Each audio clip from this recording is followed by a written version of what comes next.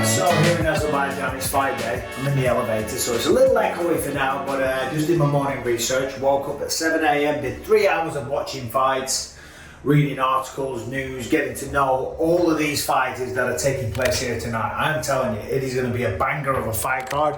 This city, Baku, Azerbaijan, might be one of the favourite places I've ever been to. I'm telling you, this city is awesome. The fans are incredible. The food's tremendous. The history, the architecture, the weather. Anyway, I'm off for a run. Let's go. So, I'm heading towards the old city of Baku. Love this place. But it's a really old city.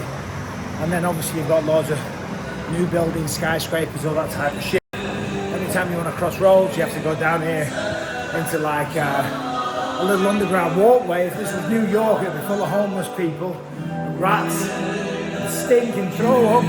Here, it's absolutely beautiful, and you get a little show. Let's go, brother. Sounds of Baku. Anyway, back into the sunlight we go. Excuse me. Yeah, I had some nice food yesterday. Had a traditional like bone broth soup with like dumplings. Got a lot of dumplings. And then I got like a mixed kebab plate. A lot of cats. A lot of cats coming up and begging. First of all, it freaked me out. I felt a little touch on my leg. I looked down, there's a scratchy little cat there. And then when I was full, I started feeding them. Anyway, this is just some random road as we get to the good stuff. Stick with me. If I had to compare Baku to one city, in many ways it kind of reminds me of Paris. Obviously with a Middle Eastern vibe, but beautiful architecture. And we're still in kind of like the new section right here. People are so nice, very, very friendly, great food. It's very clean as well. I haven't seen a lot of litter. But whilst obviously we're in the Middle East and there's Middle Eastern vibes and Middle Eastern food, there's also a lot of modern stuff. A lot of stores you would recognise. Obviously it's got all the high-end shit. You got your Gucci, your Louis Vuitton stores and all that type of stuff. But you know, as you can see here, nice park. Oh, there you go. There's a Kentucky Fried Chicken up there. Case in point. That's what I'm talking about. The shitty fast food has infested everywhere. Anyway, we're heading up to the old city. It'll be a bit more interesting than this. This is my pre-morning workout before I go commentate tonight. I think the event's going to be insane tonight. It's a huge arena, massive, so big in fact they had to section off part of it because distance, I think it holds like 50,000 people. The whole 11 seating minutes, capacity 18 of the O2 arena fits on the floor 11 alone. Minutes, so it's a massive arena. Seconds and I tell you per what, the fans mile. out here, they love it. What's up, guys? They love it. Oh look, and there's a Pizza Hut as well. Looks like that's gone out of business. Thank God. Let's go this way. But yeah, the fans love it. Anyway, main event. Hope this isn't bouncing around too much. Khalil Rountree versus Jamal Hill. I think that's going to be all on the feet. Them two are going to be banging away. I think Khalil's the more technical striker. Jamal Hill, I'll give him the edge in power. Jamal had a really funny line this week because Khalil has been talking about how much he grew in the Alex Pereira fight, how much he learned about himself, and I do get that. I understand what he's saying. But Jamal's point was like, I don't understand. You go out there and you get your ass kicked and that makes you a better fighter. All you did was get the shit kicked out of you. I think it was more his delivery, but it was a pretty funny point. This guy gets hit more than he hits anybody. Like that's literally a stat of his whole career. Like that's a wild statement. Both men are extremely confident, so main event's going to be a banger. Co-main event, Fiziev, Ignacio Barmondes. Holy shit. That's going to be insane. That's going to be a good one. And there's some really good guys that you won't have heard of. Like there's a guy making his UFC debut from Baku. I think it's Tufik Musayev. Apologies if I got the name wrong. I was just doing the research this morning. He's unreal. Making his UFC debut at 35 years old. Holy shit, he's aggressive, he's fast, he's technical, knockout power, he can wrestle. Like most people from this part of the world. Anyway, let's crack on. Brand room. Alright, so now we're about to enter the old city of Baku, if we don't get run over. Tell you what, the traffic here is a bit mad. They don't give a shit. I might have nearly been run over about 5 times. Probably my fault. To use an American term, I do like to jaywalk. I drive Rebecca crazy. But this is the entrance to the old city here. There's a cat. Cats everywhere. So as you can see, this place is pretty stunning. But you go behind these walls and it's just a non-stop maze, like a labyrinth of little windy passageways and ginnels, antique stores, rug stores, souvenir shops. If you want to buy a hat, like Khabib wears, they're on every bloody street corner. Here we go. So let's get cracking down the cobbles.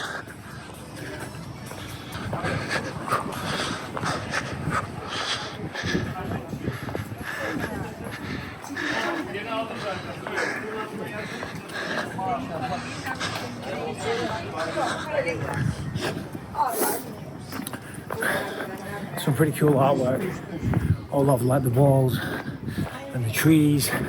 Here's another one here. As I said, this place, it's unreal, man. It's unreal. If you ever get a chance to go to Azerbaijan, Baku, I highly recommend it. It's not somewhere that you immediately think of, and that's a great thing, I guess. One of the many reasons why I'm very lucky to be a UFC commentator, because I get to go to all these wonderful places. Granted, the travel, it's a lot. It gets tiring, a lot of time zones, and a lot of time away from the family. But you get to go to places like this that you would never in your wildest dreams really consider going to. Or maybe people do. Maybe that's just me being a little bit ignorant in English and people just go in Spain and whatnot. But I tell you what, they have the Formula 1 Grand Prix here. They've got the UFC. They love the sports. They've got a lot of great architecture. So if you're looking for somewhere different to go, I highly recommend it. And I am not getting paid by the Azerbaijani tourism board. That's a fact. Hold on, let's go through here. This looks nice. Oh, a bunch of kids. Oh yeah, that's another thing. You know, all these streets, all these little ginnels, you see a lot of kids playing like they used to. Not kids all sitting in on the computers and stuff like that, which my youngest Lucas does, and so did Callum. No, they're out there kicking footballs, they're riding bikes, they're having fun. And it really took me back to my childhood, to be honest. What's up, buddy? How you doing? Hello. Yes, it is me, Michael Bisping, but cannot stop. Right now, do blog for YouTube, for subscribers, for members. So I have no idea where we're going. To be fair, it's very safe. I was running around here the other night, Friday night. It was about 1 o'clock in the morning. I'll be honest, I was a bit pissed up. I had a few vodkas, and you do not mess around with the pores. Holy shit, man. So I only had a few, but they went to my head for sure. So I was wandering around here. There were kids playing out late. They were UFC fans as well. They were only about 10. But I felt so safe. I always do, to be honest. You know, when you're a former middleweight champion of the world, it's pretty hard to get scared. But streets of London, man, dickheads have got knives. And I'm sure people out here do as well, but it did feel safe. Oh, this looks like a nice one to run down. Yeah, these windy little alleyways, ginnels, whatever you want to call them, they're never ending. I'm sure you figure it out and learn your way around eventually, I hope. We got a crew behind us trying to get in the bloody video. I'm gonna have to accelerate. Acceleration, let's go. Left, no, let's go right. This looks a bit better down here. Anyway, I'll probably end up going around in a big bloody circle. Yeah, so talking back to the UFC stuff, probably seen Jon Jones just recently said that he's probably retired. He doesn't feel the need to fight. He walked off that Full Send podcast. What would it take to fight Tom Aspinall from the UFC? Like, what does the UFC got to do? Said something real wild on off the cuff. I'll see you guys later. That's it. Yeah, right. Thanks for the happy Jon beer. Jones, the legend. Yeah. I don't know what's going on there, but I do have a theory. I think that whole thing was bullshit. I think it was all bullshit. I think he spoke to the Nelk Boys, whatever his name is, that guy that was interviewing him, Kyle, and told him to ask him that and told him that he was going to walk off because no one looked surprising and the acting wasn't very good. So I think that was all just scheduled, planned. I think it's all bullshit. I think Jon Jones is going to fight Tom Aspinall. I think it's going to be in November. I could be wrong. I have been wrong before and I have gone round in a circle. Oh, fuck. Definitely gone in a circle. I have been wrong before and John has said a lot of things to make us doubt him. And to be honest, if John retired when he beat Stipe, no one would have said a thing. There would have been no issues with that whatsoever. That's his right. You don't have to continue fighting. But the fact that he didn't, the fact that he strung Tom along and messed us all around as fans and the heavyweight division and Tom, and the fact that you don't want to fight someone because you think he might beat you, well, that's just straight up pussy shit. Simple as that.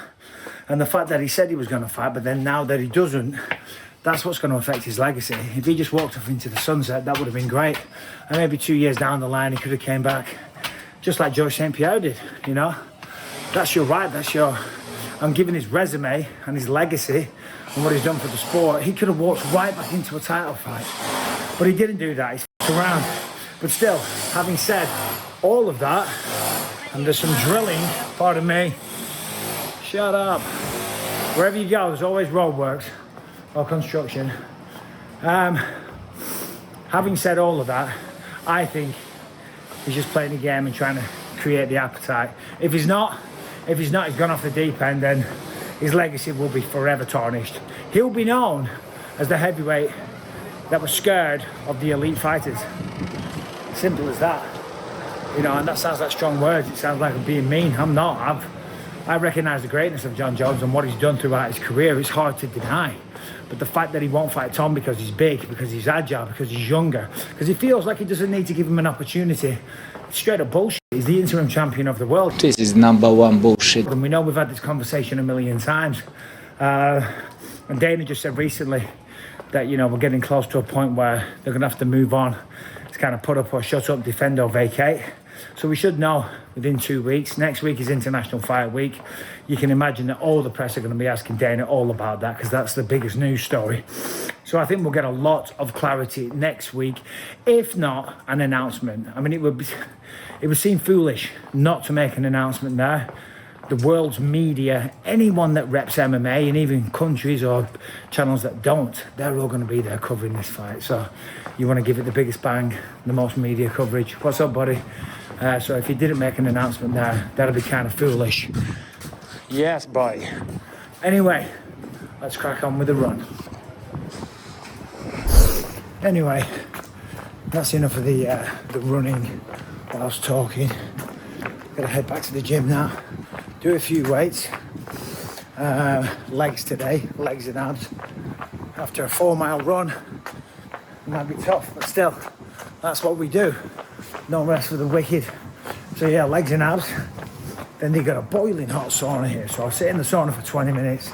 I'll have a good stretch. Then I'll sit in the steam room. I'm gonna have a slap bang lunch. We've got a nice restaurant on the rooftop. I'll go there. I'll just walk a second, have a good lunch. I'm gonna have a nap because the fights don't start until 8 p.m. and I haven't been sleeping too well with the 11-hour time difference.